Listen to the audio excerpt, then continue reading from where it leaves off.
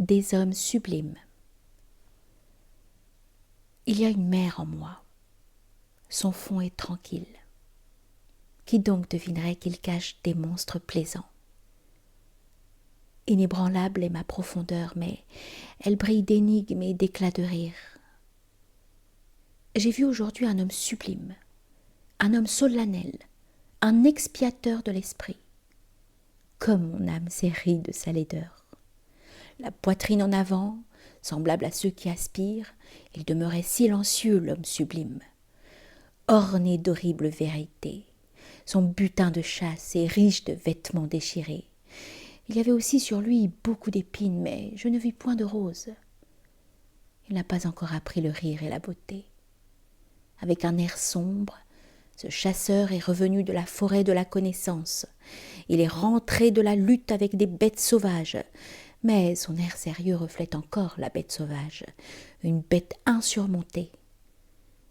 Il demeure là comme un tigre qui veut faire un bond. Mais je n'aime pas les âmes tendues comme la sienne, leur réticence me déplaise. Et vous me dites, ami, que des goûts et des couleurs, il ne faut pas discuter, mais toute vie est lutte pour les goûts et les couleurs. Le goût, c'est à la fois le poids, la balance et le peseur.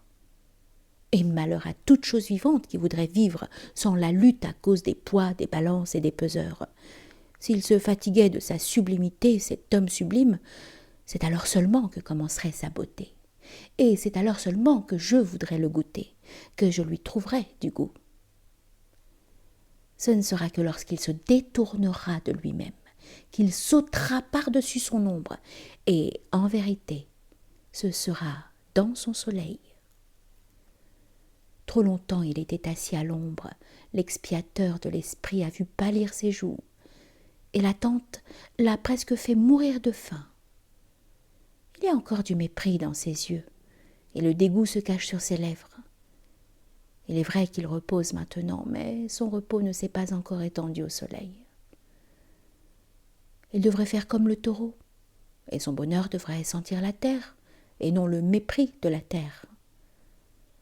Je voudrais le voir semblable à un taureau blanc qui souffle et mugit devant la charrue, et son mugissement devrait chanter la louange de tout ce qui est terrestre. Son visage est obscur. L'ombre de la main se joue sur son visage. Son regard est encore dans l'ombre. Son action elle-même n'est encore qu'une ombre projetée sur lui. La main obscurcit celui qui agit. Il n'a pas encore surmonté son acte. Je goûte beaucoup chez lui l'échine du taureau, mais maintenant j'aimerais voir aussi le regard de l'ange. Il faut aussi qu'il désapprenne sa volonté de héros. Je veux qu'il soit un homme élevé et non pas seulement un homme sublime. L'éther à lui seul devrait se soulever, cet homme sans volonté. Il a vaincu des monstres, il a deviné des énigmes, mais il lui faudrait sauver aussi ces monstres et ces énigmes. Il lui faudrait les transformer en enfants divins. Sa connaissance n'a pas encore appris à sourire et à être sans jalousie. Son flot de passion ne s'est pas encore calmé dans la beauté. En vérité, ce n'est pas dans la satiété que son désir doit se taire et sombrer, mais dans la beauté.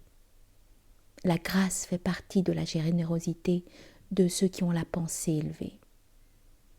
Le bras passé sur la tête, c'est ainsi que le héros devrait se reposer. C'est ainsi qu'il devrait surmonter son repos.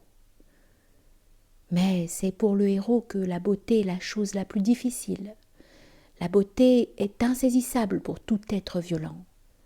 Un peu plus, un peu moins, c'est peu de choses, et c'est beaucoup, c'est même l'essentiel.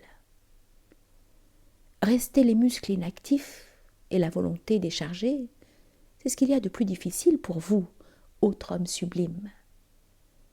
Quand la puissance se fait clémente, quand elle descend dans l'invisible, j'appelle beauté une telle condescendance. Je n'exige la beauté de personne autant que de toi qui es puissant. Que ta bonté soit ta dernière victoire sur toi-même. Je te crois capable de toutes les méchancetés. C'est pourquoi j'exige de toi le bien.